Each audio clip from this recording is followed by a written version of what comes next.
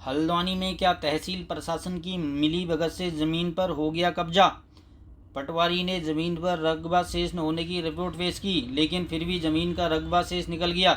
जमीन का दाखिल खारिज भी चल गया। पर कैसे इस मामले ने पिछले कुछ दिनों से तूल पकड़ रखा है, मगर अधिकारी केवल जांच करने की बात ही कहते नजर आ रहे हैं। यह विवाद देवलचौड़ बंदोबस्ती से जुड़ी एक भूमिका है, जहां पत्रकारों को जानकारी देते हुए आलोक अग्रवाल ने बताया कि उन्होंने बृजमोहन कोहली से जमीन खरीदी थी, जिसकी रजिस्ट्री उनके पिता सुशील कुमार के नाम पर है। वहीं कोहली द्वारा किसी और को भी जमीन बेची गई है, जिसमें पटवारी की जांच के उपरांत कोई भी रकबा शेष नहीं पाया गया था। ऐसे हालातों में कोहली द्वारा चंद्रबिस्ट नाम के एक शख्स को जमीन बेची गई, वह पूरी तरह से अंधेरे में रखकर बेची गई है। अब चंदर उनकी जमीन को अपना बता रहा है और जमीन कब्जाने का प्रयास किया जा रहा है। साथ ही अपनी 18 मीटर जमीन छोड़ो उनकी 51 मीटर जमीन पर कब्जा करने का प्रयास कर रहा है। आलोक ने आरोप लगाया कि जिस जमीन पर चंदर अपना हक जता रहे हैं वह पूरी तरह से फर्जी है और इस पूरे मामले में तहसील प्रशासन की मिलीभगत है। वहीं इस पूरे मामले पर जनप्रतिनिधि अंश धर्मवाल ने भी प्रशासन पर फर्जी तरीके से रजिस्ट्री करने का आरोप लगाया। इधर तहसीलदार सचेतन कुमार का कहना है कि ऐसे किसी मामले की शिकायत उनके पास नहीं आई है। यदि उन तक यह शिकायत पहुंचती है तो इसकी जांच कराएंगे। यूनियन बैंक में अटैच है, तो इनका जो 18 मीटर वाला जो एरिया था वो बैंक में अटैच होने की वजह से ये मेरी जमीन में आकर के ये किसकी मिली भगत है? ये इसमें सर मिली भगत तो कोहली जी की और रेखा बिस्ट, चंद्र बिस्ट, बाकी जो विभाग जिसमें 18 मीटर दिखाया गया है, आप इसकी चाहे तो फोटो ले सकते हैं। मुख्य मोटर मार्ग से 18 मीटर पर स्थित थी ये जमीन इनकी। तो ये रेखा बिस्ट पत्नी श्री चंद्र बिस्ट को बेची गई है, उसमें इन्होंने प्रदर्शित किया है जो मई 2023 में हुई है इनकी रजिस्ट्री। उसमें दिखाया गया है कि 0 से 200 मीटर। तो जब आपकी परचेज रजिस्ट्री 18 मीटर पे है तो 0 से 200 दिखाने का मतलब तो वही है ना, का प्रयास कर रहे हैं। पटवारी की रिपोर्ट थी और उसके बाद जो उस समय का रकबा मौजूद नहीं है और ये रकबा मौजूद ना होने के बाद भी इनका दाखा चढ़ जाता है, पता नहीं कैसे। तो आज से 2.5 साल पहले इनका दाखा भी हो जो गया। कमरा ये तो बनवाया 30 गया तारीख वो को भी हुआ हमारे द्वारा दाखा। बनवाया गया। पिछले वो कहते हैं मैंने बनवाया। उनका अभी हुआ है दाखा जो 30 तारीख को जो उसकी पहली वाली है वो बैंक ने कब्जा कर ली ना, गारंटी में दी, बैंक के बाद कर दी गई ना, मतलब अभी 2024 में 2023 से ही आ गया था बैंक वाले तो दिसंबर में, मतलब हाँ। तो जब इन्हें पता चला कि बैंक का कब्जा होने की और रजिस्ट्री कराने के 4 महीने तक पैसे भी पूरे नहीं दिए गए इसको, पैसे तक क्लियर नहीं। 6 महीने तक भी क्लियर नहीं था सर, मतलब वो खाली कागजों में कर रहे थे। कुछ तहसील की लापरवाही भी देखी जा रही है।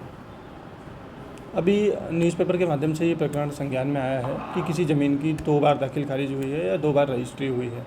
अभी तक किसी की शिकायत का कोई पत्र यहाँ पर इस स्तर पर प्राप्त नहीं हुआ है। अगर कोई शिकायती पत्र प्राप्त होता है, वैसे हम अपने स्तर से भी अब इसको जांच कर रहे हैं। इसके बाद तो जैसे भी जो भी निकलेगा उसमें कार्रवाई की जाएगी। सर, वहाँ पीड़ित का साफ तौर पे ये कहना है कि तहसीलदार की मिली भगत से सारा काम हुआ है। किस तरह देखते हैं इसको, क्योंकि लगातार विभागीय अधिकारी को लगातार इसमें टारगेट किया जा रहा है? नहीं, ये कथन मिथ्या होगा या उनका अपना मनगढ़ंत कथन होगा। अगर तहसीलदार का कोई ऑर्डर हुआ है जो उनके खिलाफ है तो वो उसकी अपील कर सकते हैं, और अगर वो कोई आरोप लगा रहे हैं तो उनको कोई साक्ष्य या कुछ देना चाहिए। तो क्या इसमें कोई जांच आप भी कराएंगे अपने स्तर पर? हाँ, मैं अपने स्तर पर एक वो कर रहा हूँ कि कैसे अगर कोई जैसा उन्होंने कहा है कि तहसील की मिलीभगत हुई है तो क्या हुआ है, मैं अपने स्तर पर जांच कर रहा हूँ।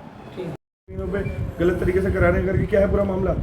कुछ भू माफिया और हिस्ट्री सीटर टाइप के लोग मेरी ग्राम सभा देवलचौड़ में कई दिनों से एक हमारे लोगों की ज़मीन का कब्जा करने का प्रयास कर रहे हैं, जिसमें ज़मीन मालिक द्वारा अग्रवाल जी द्वारा मेरे को जनप्रतिनिधि होने के द्वारा बुलाया गया।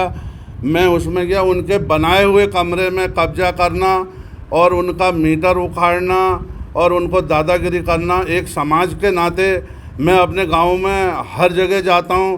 इससे पहले भी मैं गोरा पड़ाव में गया था अपनी जिला पंचायत के क्षेत्र में। लोग सच्चाई के लिए मेरे को कहीं पे कुछ भी हो, अगर लड़ना पड़े मैं लड़ूंगा।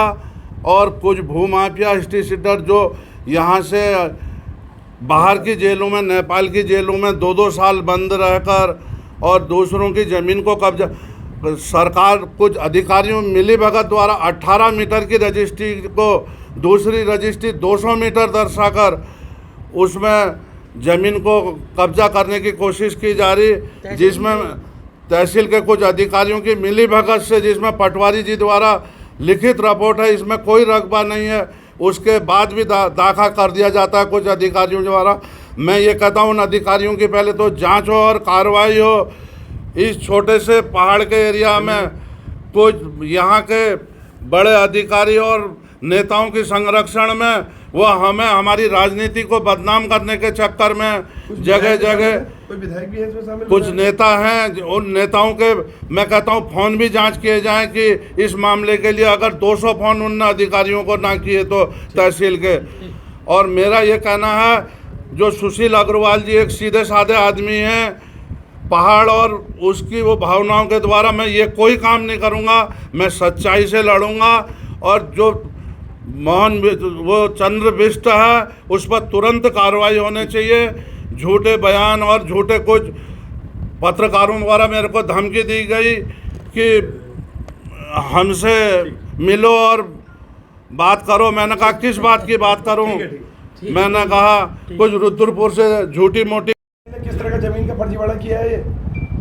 इसमें जो है, जो ब्रजमोहन कोहली से हमने ज़मीन खरीदी थी, तो उसके बाद जो इन्होंने रेखा बिष्ट को जो ज़मीन बेची है, उसमें तहसील और उसके वहाँ के बड़े अधिकारियों की मिली भगत से ही ऐसा प्रतीत होता है कि जो उनके, क्योंकि जब ये इन्होंने रजिस्ट्री कराई थी उसके बाद यहाँ पे मौका मुआयना हुआ था और पटवारी जो उस समय तत्काल पटवारी थे दीपक टमटा जी, उनकी जो रिपोर्ट आई थी उसमें उन्होंने साफ शब्दों में लिखा है कि यहाँ पर कोई भी रकबा शेष नहीं है। उसके बाद पता नहीं क्या कैसे किया जाता है कि उनका दाखा भी चढ़ जाता है, सब चीज़ें हो जाती हैं और फिर वो आकर के अपनी 18 मीटर की बजाय हमारी 91 मीटर वाली ज़मीन पे आकर के कब्जा करने की फिर से कोशिश करते हैं। तो अब क्या हो रहा है, कुछ भूमाफिया भी इसमें शामिल है क्या ये जमीन को कब्जा करने के? कुछ उसमें सुनने में आता ही है कि ये भूमाफिया तो जो चंद्र बिष्ट जी हैं उनका ही सुनने में आया है कि नेपाल 2 साल जेल में रहे हैं, सब चीज़ें, ये भी कई एक चीज़ों में लिप्त पाए गए हैं। और उस जो इन्होंने ज़्यादा परेशान कर रहे थे तो मैंने कुछ एक FIR भी लॉन्च करी है जिसमें अभी तक कोई जानकारी नहीं है कि क्या चार्जशीट फाइल हुई है या क्या हुआ। FIR आपने लॉन्च करी है? सर 420 की FIR लॉन्च करी है। ब्रजमोहन कोहली